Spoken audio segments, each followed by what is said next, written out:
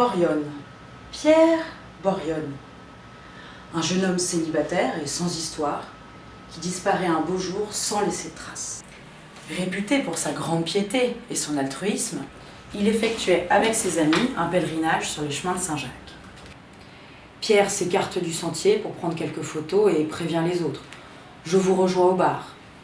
Les heures passent et aucune nouvelle. Inquiets, ses amis alertent les gendarmes qui ne les prennent pas au sérieux. Pierre a sûrement dû fuguer ou rencontrer la Vierge. Né le 13 juin 1983, d'un père expert comptable et d'une mère aimante, Pierre est un enfant sans histoire. Il grandit dans le quartier défavorisé de la rue Spontini. À l'école, il est plutôt bon élève. Le bac en poche, après un malheureux épisode de rattrapage, il entame des études acharnées d'économie à Assas, pour ensuite rejoindre la prestigieuse Business School d'Audencia.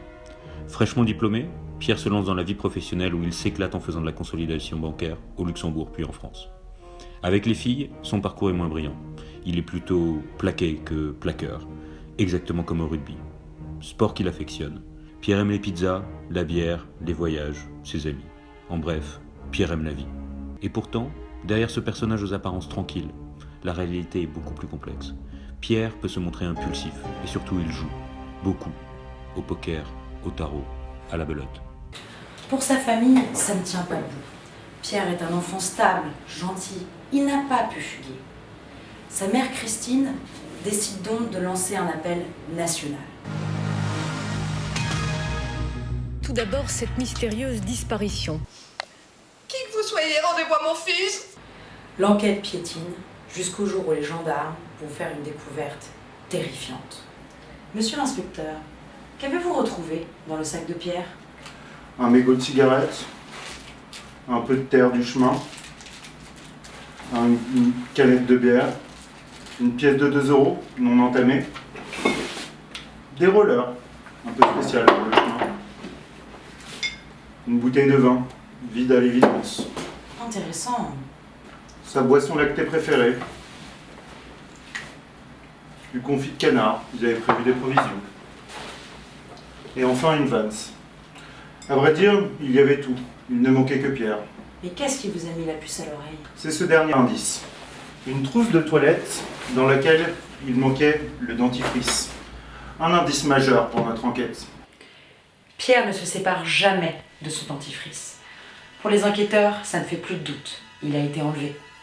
Pointé du doigt par l'opinion publique, les gendarmes lancent un vaste coup de filet dans son entourage. Allez,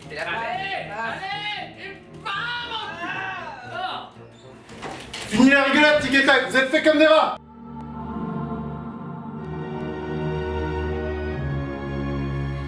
Vous avez habité avec Pierre pendant 2 ans. Décrivez-nous votre relation. Au début, tout se passait bien, mais les choses ont rapidement dégénéré. Le jour où ma petite amie a utilisé son tube de dentifrice sans le replier.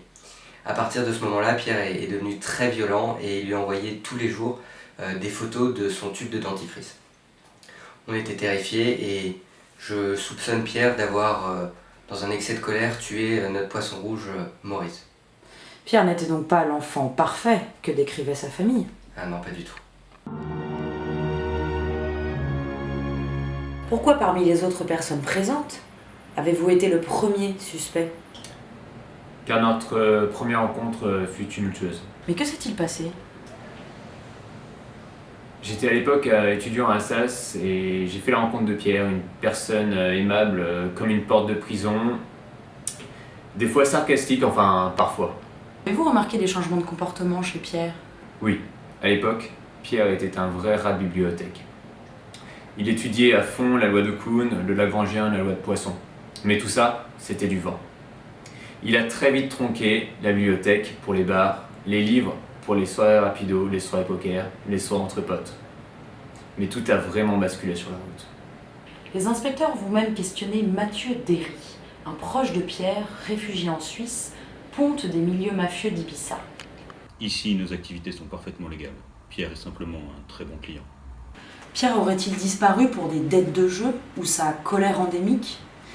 Pour les enquêteurs, ça ne tient pas la route et les suspects sont relâchés. Les enquêteurs tentent le tout pour le tout et décident d'analyser le fichier des délinquants présents dans la région au moment de la disparition. Et là, ils font une découverte majeure. Gilbert Bérénice, bien connu des services de police, se trouvait dans les environs. Elle semblait avoir de sérieux motifs d'attenter au célibat de Pierre. Il faut faire vite, Pierre est peut-être toujours en vie. Comment avez-vous dénoué l'enquête ? Écoutez, c'est assez simple. À 6h du matin, nous avons effectué une perquisition dans l'une des cités chaudes du 16e, chez la dénommée Gilbert Bérénice. Et là, ça a payé. Nous avons découvert Pierre prostré dans sa salle de bain, un tube de dentifrice à la main. L'affaire était donc close. Fin de cavale pour la Gilbert. Le 23 juillet 2016 se tient le procès de Gilbert Bérénice, où Pierre apparaît blême et craintif, mais soulagé, sur le banc des victimes. Dans le box des accusés, c'est tout le contraire. Bérénice fanfaronne. « Je n'ai rien fait », dit-elle en souriant. Le 8 octobre, elle sera incarcérée 24 rue de Milan, où elle encourt une peine de réclusion amoureuse à perpétuité.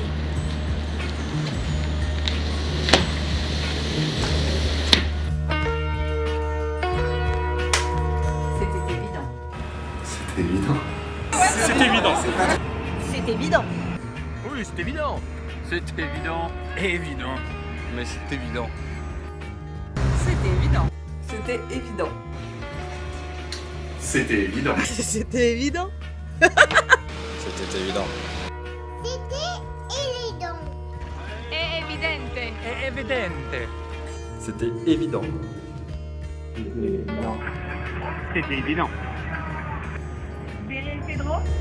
C'était évident. C'était évident. C'était évident.